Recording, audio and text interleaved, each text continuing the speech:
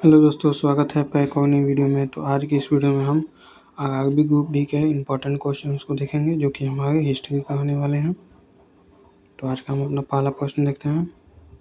कहा हिंदी स्वराज पुस्तक किसने लिखी है?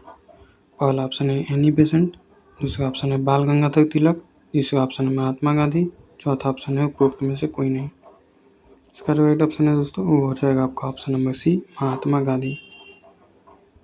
ठीक है दोस्तों, यहाँ पे लिखा है हिंद स्वराज की रचना महात्मा गांधी ने 1909 में की थी। कब की थी? 1909 में। आप इसको याद रखिएगा। अगला प्रश्न हम देखते हैं। कहा भारतीय राष्ट्रीय कांग्रेस का गठन वर्ष डैश में किया गया था? पहला ऑप्शन है 1885 में, दूसरा ऑप्शन है 1947 में, तीसरा ऑप्शन है 1858 में, चौथा ऑप्शन है 1853 में। इसका जो राइट ऑप्शन है दोस्तों वो हो जाएगा आपका ऑप्शन नंबर ए, 1885 में। चलिए इसके बारे में और कुछ देखते हैं।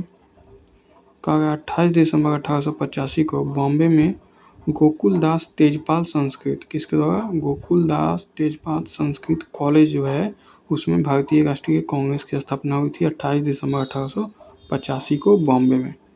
ठीक है दोस्तों, अगला प्रश्न हम देखते हैं। कहा मुर्शीद कुली खान ने खुद को बंगाल का नवाब घोषित कर दिया और अपनी राजधानी ढाका से हटाकर कहाँ कर दी? पहला ऑप्शन है गेरिया में, दूसरा ऑप्शन है मुरादाबाद में, तीसरा ऑप्शन है बक्सर में, चौथा ऑप्शन है मुर्शिदाबाद में। इसका जो राइट ऑप्शन है दोस्तों वो हो जाएगा आपका ऑप्शन नंबर डी, मुर्शिदाबाद में। देखिए कहा गया मुर्शिदाबाद कुली खान ने खुद को बंगाल का नवाब घोषित कर दिया और अपनी राजधानी ढाका से बदलकर मुर्शिदाबाद स्थानांतरित कर दिया। मतलब पहले ढाका थी और अब कहाँ कर दी थी उस समय? मुर्शिदाबाद। अगला प्रश्न हम देखते हैं। कहा डैश भारत में बनी पहली रंगीन फिल्म थी? पहला ऑप्शन है राजा हरिश्चंद्र, दूसरा ऑप्शन है छोटा चेतन, तीसरा ऑप्शन है किसान कन्या, चौथा ऑप्शन है आलमबगा। इसका जो राइट ऑप्शन है दोस्तों वो हो जाएगा आपका ऑप्शन नंबर सी, किसान कन्या। देखिए कहा गया दादा साहब फाल्के की मुख्य फिल्म राजा हरिश्चंद्र 1913 में बनी भारत की पहली फीचर फिल्म थी। पहली फीचर फिल्म का नाम क्या था? राजा हरिश्चंद्र, जो कब आई थी? 1913 में, और यह दादा साहब फाल्के की मुख्य पर बनी थी। अगला प्रश्न हम देखते हैं। कहा मुगल शासक अकबर का जन्म डैश में हुआ था? पहला ऑप्शन है अमरकोट में, दूसरा ऑप्शन है फतेहपुर सीकरी में, तीसरा ऑप्शन है सियालकोट में, चौथा ऑप्शन है आगरा में। इसका जो राइट ऑप्शन है दोस्तों वो हो जाएगा आपका ऑप्शन नंबर ए, अमरकोट में। और वहीं अगर पूछे कि पहला मतलब कि उन लोगों का जगह कौन था जहाँ पे उन्होंने कब्जा किया था, तो वो था फतेहपुर सीकरी। देखिए दोस्तों कहा गया 15 अक्टूबर 1542 ईस्वी को मुगल सम्राट जलालुद्दीन अकबर, देखिए इनका पूरा नाम ही पूछा जाता है तो वो है जलालुद्दीन मोहम्मद अकबर, का जन्म पाकिस्तान के अमरकोट में। पूछेगा आपका कि अमरकोट कहाँ आता है, तो आपका आता है पाकिस्तान में। अगला प्रश्न हम देखते हैं। कहा डैश जिन्होंने 1848 में गवर्नर जनरल के रूप में पदभार संभाला ने हड़प नीति नामक नीति तैयार की? पहला ऑप्शन है लॉर्ड विलेसिस, दूसरा ऑप्शन है लॉर्ड विलियम्स, तीसरा ऑप्शन है लॉर्ड कॉर्नवालिस, चौथा ऑप्शन है लॉर्ड डलहौजी। इसका जो राइट ऑप्शन है दोस्तों वो हो जाएगा आपका option number D, Lord Dalhousie ने। देखिए कहा गया है लॉर्ड डलहौजी ने 1848 में गवर्नर जनरल के रूप में पदभार ग्रहण किया। कब? 1848 में। उन्होंने एक नीति तैयार की जिसे व्यय समाप्ति का नियम कहा गया। कि उन्होंने कौन सी नीति तैयार की? व्यय समाप्ति का नियम। अगला प्रश्न हम देखते हैं। कहा भगवान बुद्ध की मृत्यु डैश में हुई थी? पहला ऑप्शन है लुम्बिनी में, दूसरा ऑप्शन है कुशीनगर में, तीसरा ऑप्शन है गया में, चौथा ऑप्शन है अयोध्या में। इसका जो राइट ऑप्शन है दोस्तों वो हो जाएगा आपका ऑप्शन नंबर बी, कुशीनगर में। और उनको ज्ञान की प्राप्ति कहाँ हुई थी भगवान बुद्ध को? तो वो हुआ था गया में, और गया कहाँ है आपका? वो है बिहार में। ठीक है दोस्तों, आप लोग ये भी जरूर याद रखिएगा। अगला प्रश्न हम देखते हैं। पाल वंश के संस्थापक कौन था? पहला ऑप्शन है धर्मपाल, दूसरा ऑप्शन है देवपाल, तीसरा ऑप्शन है महिपाल प्रथम, चौथा ऑप्शन है गोपाल। इसका जो राइट ऑप्शन है दोस्तों वो हो जाएगा आपका ऑप्शन नंबर डी, गोपाल। अगला प्रश्न हम देखते हैं। कहा पाल वंश के संस्थापक गोपाल है, उन्होंने बंगाल का पहला बौद्ध राजा माना जाता है। मतलब जो पाल वंश के संस्थापक गोपाल है उन्हें बंगाल का पहला राजा माना जाता है। आपसे पूछ सकता है कि बंगाल का पहला राजा कौन किसे माना जाता है, तो वो है गोपाल। अगला प्रश्न हम देखते हैं। कहा बुलंद दरवाजा डैश द्वारा बनाया गया था।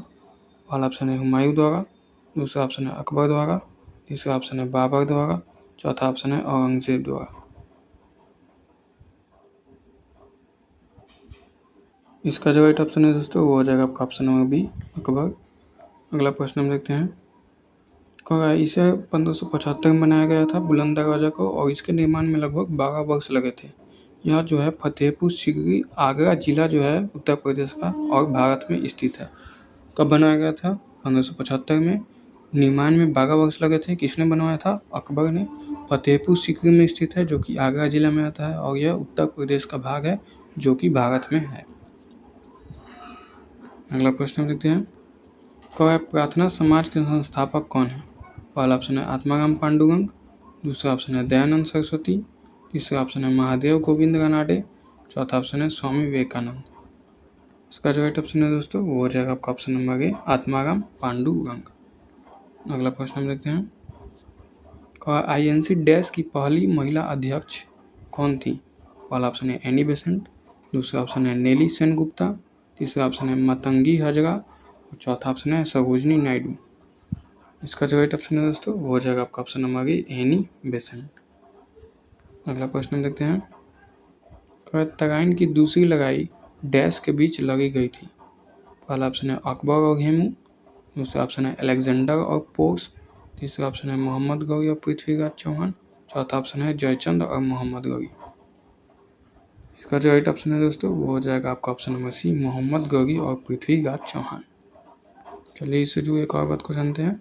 कहा तराइन का दूसरा युद्ध जो है 1192 में और पहला 1191 में। ठीक है दोस्तों, दूसरा 1192 और पहला कब था? 1191 में। मोहम्मद गौरी और पृथ्वीराज चौहान के बीच लड़ी गई थी। अगला प्रश्न देखते हैं। कहा स्वतंत्र भारत के पहले भारतीय गवर्नर जनरल का नाम डैश था। पहला ऑप्शन है सी गोपालाचारी, दूसरा ऑप्शन है एनी बेसेंट, तीसरा ऑप्शन है MN प्रसाद, चौथा ऑप्शन है CV रमन। इसका जो राइट ऑप्शन है दोस्तों वो हो जाएगा आपका ऑप्शन नंबर ए, सी गोपालाचारी।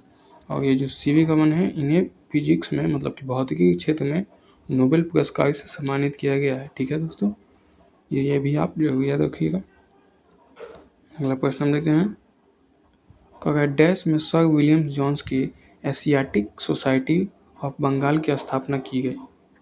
पहला ऑप्शन है 1783 में, दूसरा ऑप्शन है 1785 में, तीसरा ऑप्शन है 1784 में, चौथा ऑप्शन है 1786 में। इसका जो राइट ऑप्शन है दोस्तों वो हो जाएगा आपका ऑप्शन नंबर सी, 1784 में। चलिए इससे जुड़ी और बातों को जानते हैं। कहा है एशियाटिक सोसाइटी ऑफ बंगाल एक विद्वान समाज की स्थापना जनवरी 1784 में सर विलियम जोन्स के द्वारा की गई थी। तो आज की वीडियो में इतना ही दोस्तों, मिलते हैं अगली वीडियो में। तब तक मेरे चैनल को लाइक, सब्सक्राइब और शेयर जरूर करें। Thank you.